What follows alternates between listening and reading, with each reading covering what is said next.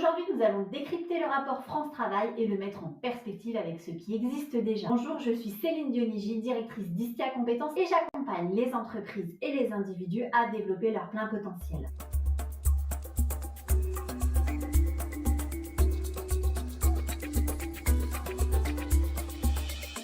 France Travail aide plusieurs constats. Le premier, les difficultés de recrutement malgré un chômage existant. Ensuite, la nécessité d'une articulation entre emploi, formation et insertion. Et pour finir, un besoin d'amélioration du service public à la fois pour les chercheurs d'emploi mais aussi pour les entreprises. Le rapport France Travail, c'est 99 propositions autour de 10 grands axes.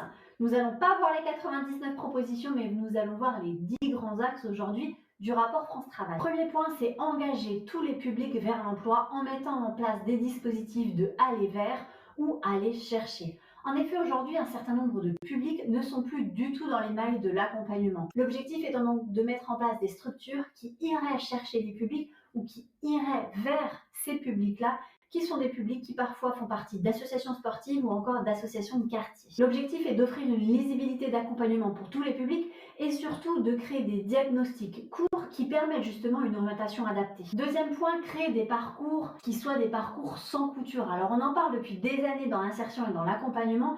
Là, l'objectif serait de créer des parcours qui soient vraiment adaptés, plus précisément pour les personnes qui ont des plus grandes difficultés et plus en autonomie pour les personnes qui seraient donc plus autonomes. Créer des parcours sans couture, c'est aussi la possibilité d'avoir une lisibilité sur le financement et donc la mise en place de financements pluriannuels pour des structures qui seraient dans l'accompagnement de ces publics. C'est ce qui existe aussi déjà dans des accompagnements renforcés, notamment pour les bénéficiaires du RSA, avec 15 à 20 heures de travail d'insertion mise en œuvre pour accompagner ces publics à la proximité de l'emploi. Troisième point, on est sur un contrat d'engagement réciproque. L'objectif étant donc de mettre en place un contrat d'engagement entre les parties pour notamment pouvoir suivre les engagements. Alors sachez quand même pour information qu'Alternative économique a recensé le mot sanction 85 fois dans le rapport. Sachez aujourd'hui qu'il existe aussi déjà des sanctions possibles mises en place par les différents acteurs de l'accompagnement, qu'il s'agisse du département ou qu'il s'agisse de Pôle emploi. Avant d'aller plus loin, n'oubliez pas de vous abonner à la chaîne et de mettre un petit pouce bleu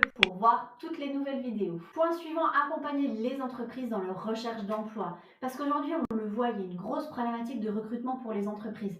L'objectif est donc de simplifier les accompagnements au recrutement. L'objectif est de faciliter le rapprochement entre les chercheurs d'emploi et les entreprises accueillantes.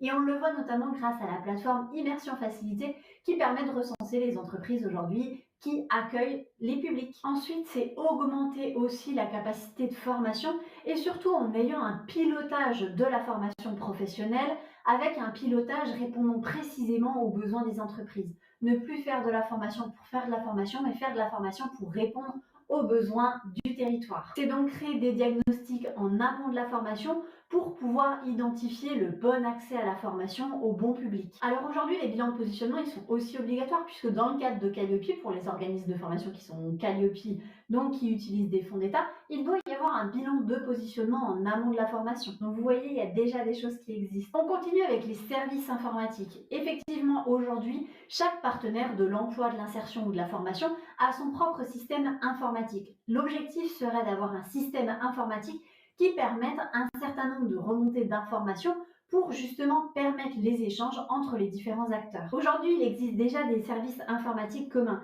C'est notamment le cas avec la plateforme de l'inclusion qui permet à Pôle emploi et à tous les orienteurs une relation avec les structures d'insertion par l'activité économique. Continuons avec l'Académie France Travail qui permettrait donc d'avoir des ressources pour tous les acteurs de l'accompagnement, de l'insertion et de l'emploi. Ensuite, on va parler gouvernance. L'objectif est de créer une gouvernance simplifiée sous l'égide de Pôle emploi, avec 4 échelons. Un échelon local, départemental, régional et national.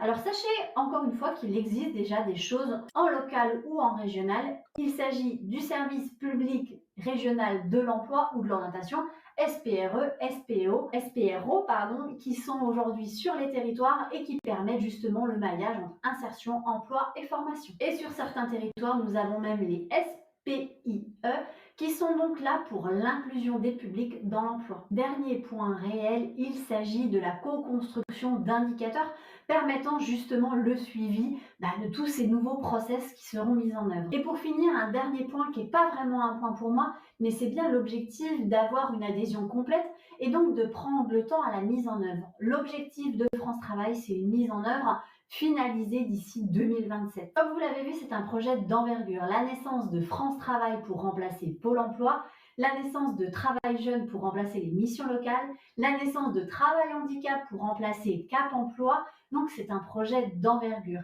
Il existe déjà des choses sur le territoire. Il s'agira donc de s'appuyer sur l'existant pour pouvoir améliorer un certain nombre de process, en tout cas à mon avis. Je vais de mon côté suivre ces différents changements et vous tenir informé, notamment sur LinkedIn, donc n'hésitez pas à me suivre.